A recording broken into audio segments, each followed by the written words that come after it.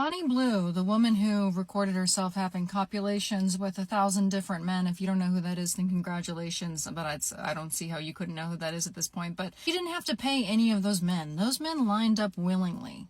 Can you imagine a world where 1,000 women would do the same thing? Where a man could have 1,000 women line up to do the same thing?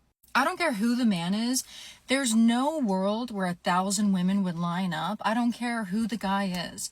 And would be down to have her getting it on with him recorded for free. It wouldn't happen. If that doesn't illustrate the nature of men and the nature of women and why things are different, why when it comes to dating and sexual dynamics, why things are different, then I don't know what does.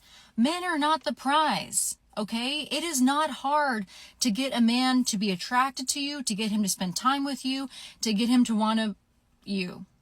That's not a hard thing to do. It's hard to get women to do that, which is why men are not the prize. Just let go of that idea. That's never been the way it's been ever in human history. Men have had to dominate and use aggression and violence in order to get women to do the majority of things that we've done for them. Okay? If it weren't for those mechanisms of control, women wouldn't be fucking with men. The majority of the time. You have to earn women. If you're not coercing them or controlling them or forcing them to be with you, you have to earn them. That is the way nature works, and that's the way nature always intended it to be. Stop fighting nature and stop spewing garbage. Hey ladies and others. Welcome back to another episode. And as always, I am your host, the Empress H. I want to highlight something she made mention of in her video. Men have had to dominate, use aggression as well as violence to get access to women. And if it weren't for those mechanisms of control, whether subtle or blatant, men wouldn't have the level of access to women that they do right now. Therefore, that's why we have this episode titled Possession or Passion, the Illusion of Consent.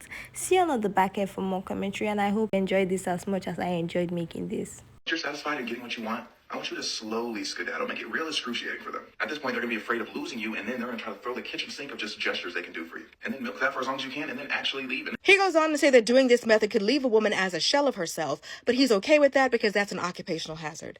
Now, see, this is why I show up every day to try to warn women against this kind of advice that a lot of men out here are taking, whether it's red pill, misogynistic podcasts, whether these like dating advice videos from men. They are intentionally doing this, and now they're being trained on the art of the push and pull, which is basically them being inconsistent with you after consistently being there for you and making you think you had some kind of bond or connection with them that you never really had. He went from all the good morning texts to good night beautiful to you having to be like, hey, just following up, just checking in. It's all to make you chase him. He doesn't want to be the chaser. He wants to be the chasee. These men know what they're doing when they're love bombing you, when they're breadcrumbing you, when they're ghosting you, when they're negging you. They are well aware. They have been trained on these tactics of manipulation by men like this. Stop giving them grace and the benefit of the doubt. They know what they're doing. So when a man is suddenly hot and cold with you, you don't all of a sudden start chasing that man. You let him know you're not the kind of woman who entertains inconsistent men and cut him off for good. Never let a man tell you he doesn't want you more than once. We don't chase them, we replace them. They chase, we choose. Barefoot and pregnant. Barefoot, the old saying they had, keep them barefoot in the winter and pregnant in the summer. So the barefoot meant they didn't want y'all have the shoes? What that mean, barefoot? Where you gonna go in snow on the ground you don't have any shoes? So they had the power to give y'all shoes or not give you shoes, in other words. They the only one working. That's why they don't want you to work. You around him. So I'm gonna link that video to this video, and I want y'all to go check out the page. It's this older lady, and she's basically telling y'all what it was like back in the day when they were traditional. So now when all these men are screaming, bring back traditional women, thinking that these women loved the role that they played and everything that they did. They were doing the things that they did and they moved how they moved because they literally had no options. And in this day and age, when women behave the way they behave, and then y'all are just flabbergasted and can't understand why, these conversations that this grandma is having and the secrets that she is telling, they have been telling us. We have been having these conversations. They have been telling us what it's really like with Paw and how miserable it was. And not to ever be like that. They're telling us, go get your education. Don't worry about a man. So y'all talking about why we not like grandma, why we not like grandma. Grandma hated it. Grandma hated it. Why when your grandpappy dad, you wonder why your grandmama never got married again? Your grandma and your grandpa haven't slept in the same room, in the same bed in 30 years. And you over here, my grandparents been married 50 years. And they hate every single minute of it. Hate every single minute of it. And right now, while we're having the conversation of that man trying to harass his wife into quitting her profession that she has worked, I'm sure, well over a decade to earn. He is trying to make her quit because finances is about control. It is about control. We see it every day. We see women come on the internet, on this app, on other apps, talking about how they didn't work their entire marriage, 20 years, no job. And then one day their husband ups and leaves them. And they have nothing to their name. They got to start over from scratch. You done spent 20 years helping this man build his career because that's what he wants his wife to quit her profession to do. 20 years helping to build this man. And then leaves her with nothing, high and dry. And then I see men making videos saying, well, isn't that what y'all want? Y'all want to not work. Women want the option. The option. And here's the thing, right? When women are saying that they want men to pay all the bills, is because men do not understand the true concept of 50-50. Men think 50-50 is them paying half the bills, the women paying half the bills, and then they clean the backyard or mow the grass every 6 weeks and take out the trash and fill the gas tank.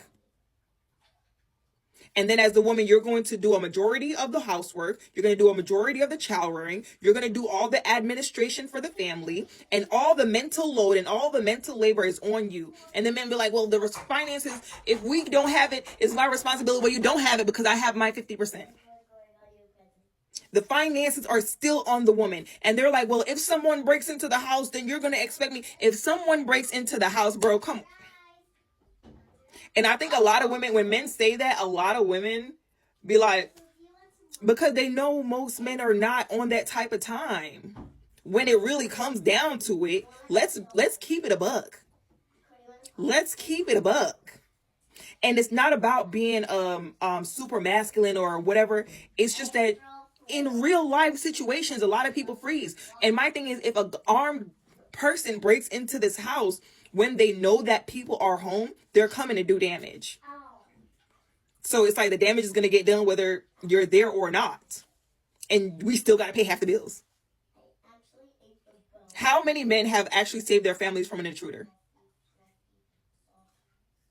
Okay.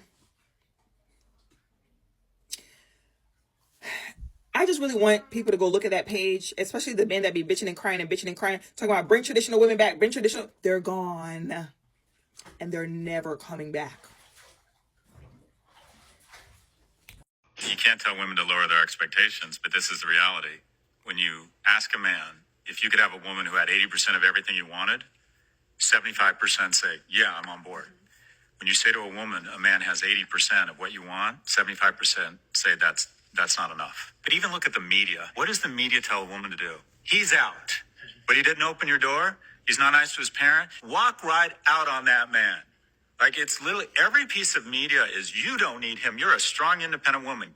Pull the ripcord. My friends, that was Scott Galloway, and every time I see him, I just want to remind him, you are a marketing expert. Why do you consistently force yourself into this conversation? I know if you give a mouse a cookie, he probably wants a glass of milk. Apparently, if you give a man a microphone, he's definitely going to tell women how to live their lives. But let's look at his messaging here, because I'll admit, he is giving it his marketing spin. He talks about the fact that men will take women who they don't think fulfill their expectations completely. Let me fill you in on a little bit of something you may not have learned in marketing class.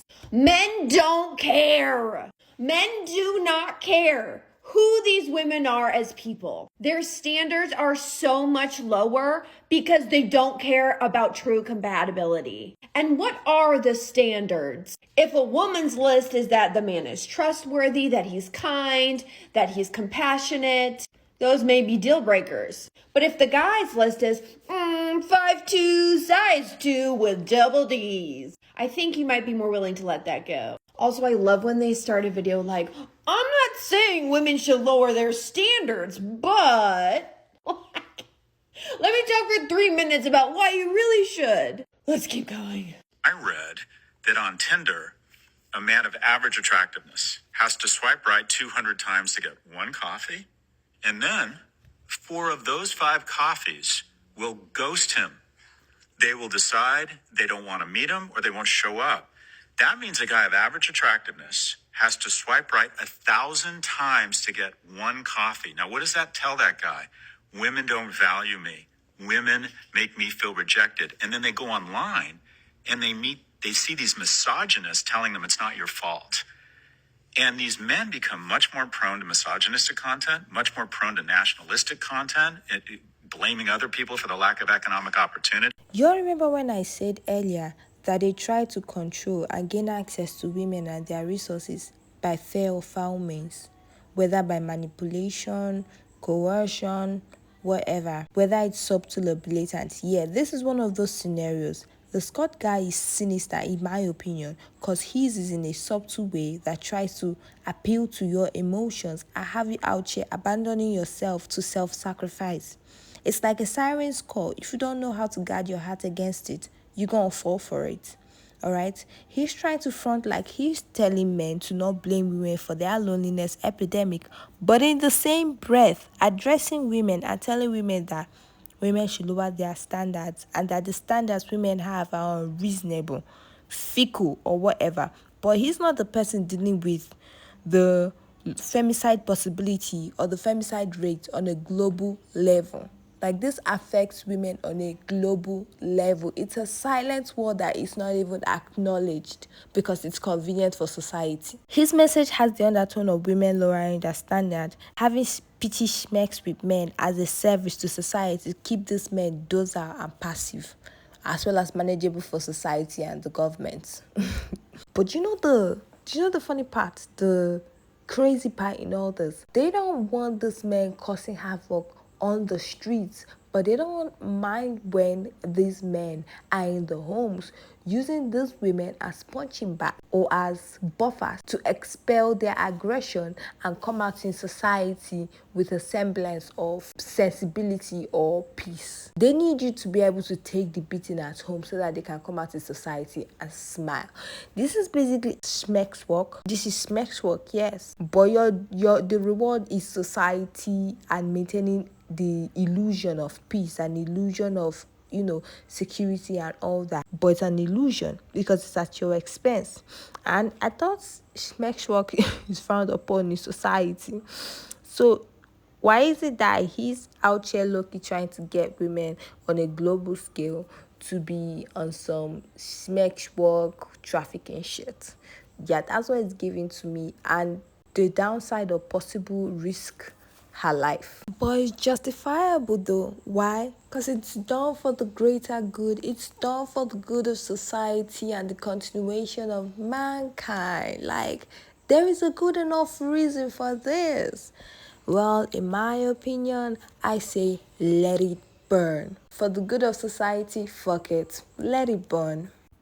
With that being said, y'all, don't forget to like the video, share if you wish to, subscribe to the channel if you enjoy this and you want more of this. Don't forget to turn on your post notification bell when you do subscribe. And this is just my opinion, y'all. This is just my opinion. We can agree, we can disagree, whatever, but please keep it respectful in the chats. And as always, I am your host, the Empress H. See y'all in my next video. Bye for now.